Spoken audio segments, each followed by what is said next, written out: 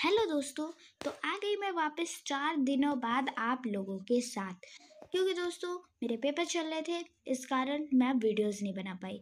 तो अब से हम कंटिन्यू बनाएंगे और पक्का। तो आज हम करने वाले हैं भाषा और व्याकरण।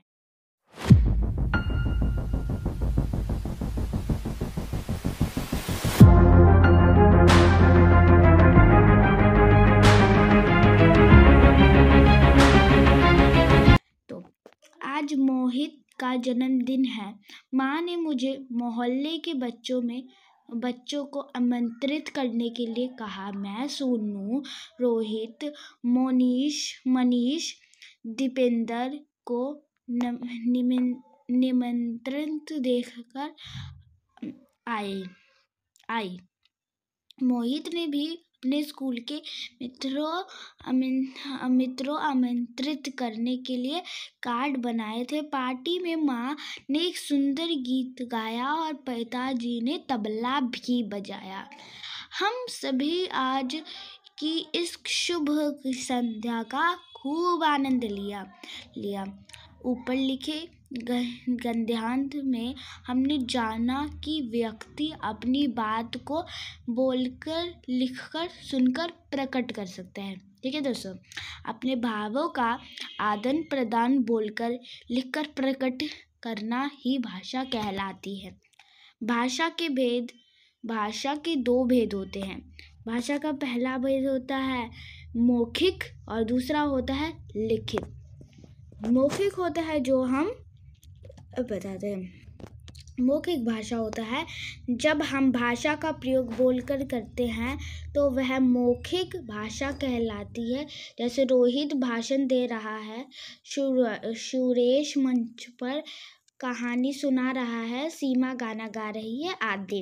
और जो लिखित भाषा होती है, लिखकर अपने विचारों को प्रकट करना लिखित भाषा कहलाती है। जैसे कौशल पत्र लिख रहा है, रमेश पुस्तक पढ़ रहा है, मधु अपना गृह कार्य पूरा कर रही है। भाषाएं संसार में हर जगह की अपनी भाषा है। इस तरह इस दुनिया में अनेक भाषाएं बोली जाती है। हमारा देश भी बहुत सी भाषा बोली जाती है, जैसे पंजाबी, मलयालम, मराठी, गुजराती, तमिल आदि। अनेक भाषाओं के होने पर भी भारत में सब अधिक हिंदी ही भाषा बोली जाती है।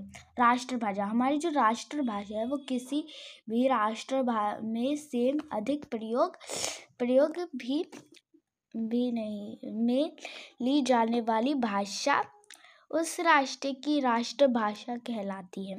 भारत में 70% लोग दर हिंदी पढ़ी बोली अवस्था समझी जाती है, इसलिए हिंदी भारत की राष्ट्रभाषा है। संविधान में 14 सितंबर 1949 को हिंदी को राजभाषा दर्जा दिया गया। इसलिए प्रति वर्ष 14 दिसंबर पूरे देश में हिंदी दिवस मनाया जाता है।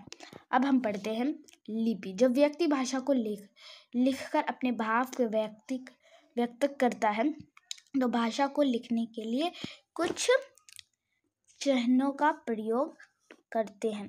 यही चिन्ह लिपि कहलाती है। हर भाषा को अपनी लिपि होती है। जो ये चीज़ है वो एक लिपि है, इसे चिन्ह भी कहते हैं, जिसके द्वारा उस भाषा को बोलने वाले लोग लिखकर अपने भाव विचार प्रकट करते हैं। हिंदी की लिपि का नाम देवनागरी है। इसमें लिखी जाने वाली चिन्ह विशेष ध्वनि के प्रयोग में ले जाती है, जिन्हें वर्ष कहते हैं। इन्हें वर्षों में बनाते हैं। अन्य भाषा उनकी लिपि। तो दोस्तों, आपको जैसे पता है कि दुनिया में बहुत भाषा है, तो आज हम कुछ भाषा देखेंगे और उसकी लिपि भी देखेंगे। तो हिंदी है देवनागरी, संस्कृत की भी है देवनागरी और मराठी की भी वही देवनागरी। अंग्रेजी की रोमन और फ्रांस की भी रोमन और जर्मन की भी रोमन ही है। उर्दू की फारसी है, अरबी की भी फारसी और कश्मीरी की भी फारसी। पर व्याकरण शब्द और वाक्य को शुद्ध रूप में शुद्ध रूप से लिखना, पढ़ने और बोलना व्याकरण के द्वारा ही संभव हो सकता है। व्याकरण वह शास्त्र है जो भाषा का शुद्ध बोलना, लिखना और पढ़ना सिखलाता है। देखो, पहला होता है लाशापाठ ताजा में हूँ, खाता है नजभो मुरा। देखो, इन वाक्यों को चाहे जितना बड़ा भी पढ़ा जाए, अर्थ स्पष्ट नहीं हो पाएगा।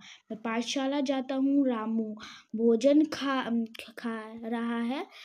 अब यह वाक्य आसानी से समझ में आ रहा है।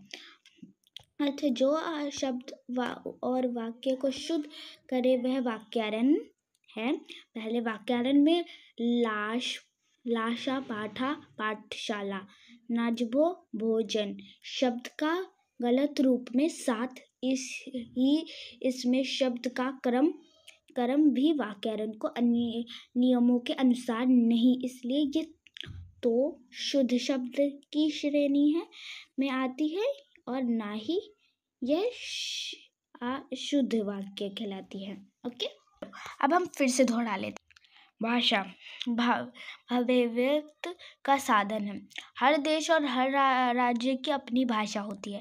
भारत में हिंदी सबसे ज़्यादा बोली जाने वाली भाषा है। लिखने के ढंग के लिपि कहलाते हैं और देवनागरी हिंदी की लिपि है। व्याकरण भाषा को शुद्ध रूप प्रदान करता है। हिंदी में हमारी राष्ट्र भाषा भी है। चुन करके देखिए, निम्नलिखित प्रश्नों के उत्तर दीजिए। भारत किसे कहते हैं, भाषा किसे कहते हैं और इसके कितने रूप होते हैं। भाषा अपने भाषा को कहते हैं और वह दो प्रकार के होते हैं, लेखिक और मौखिक। लेखिक होता है जो हम लिख के बताते हैं और मौखिक होता है जो हम कह के बताते हैं। हमें व्याकरण की आवश्यकता क्यों पड़ती है? हमें व्याकरण की आवश्यकता इसलिए पड़ती है क्योंकि हम उसे ही शब्द लिखे और पढ़े समझते हैं। हिंदी भाषा को राजभाषा का दर्जा कब मिला था? 14 सितंबर 1949 में। आप इंग्लिश हिंदी दोनों पढ़ सकते हो। वैदिक भाषा को कौन से प्रदेश में बोले जाती है? भाषा के सामान्य प्रदेश का नाम लिखिए। मराठी बोली जाती है महाराष्ट्र में, मलयालम बोली जाती है केरल में और बंगाल में, तमिल बोली जाती है कर्नाटक में, गुजराती बोली जाती है गुजरात में। निम्नलिखित भाषाओं के लिपियों का नाम लिखिए। अंग्रेजी का होता है रोमन, गुजराती का होता है देवनागरी, हिंदी का भी होता है देवनागरी और उर्दू का होता है फारसी। निम्नलिखित वाक्यों की उचित शब्द लिखकर पूरा कीजिए। मौखिक भाषा में व्यक्ति बोलकर अपने विचार प्रकट करते हैं। पुस्तक में लिखे गए डैश भाषा का रूप है। तो ये आप कमेंट्स में बताएंगे, इसलिए मैंने इसको ब्लैंक छोड़ा था। जर्मन की डैश फरसी है। डैश फरसी मतलब जर्मन की लिपि फरसी है। और व्याकरण शब्द भाषा को शुद्ध रूप प्रदान करते हैं। तो दोस्तों, यही होता है हमारा भाषा। और आपको ये 4th क्वेश्चन के सेकंड का आंसर कमेंट्स में बताना है। और ये चैप्टर को फिर से आप वीडियो वॉच करके स्टार्टिंग से देख सकते हो अगर आपको समझ ना आया होगा। वैसे तो आशा करती हूँ कि आपको मेरे सारे ऑडियंस को इस वीडियो से माध्यम से सब कुछ समझ आया होगा जो मैं आपको बताई हूँ। तो फिर मिलेंगे ऐसे ही नेक्स्ट वीडियो में एंड कंटिन्यू। ओके दोस्तों, बाय बाय।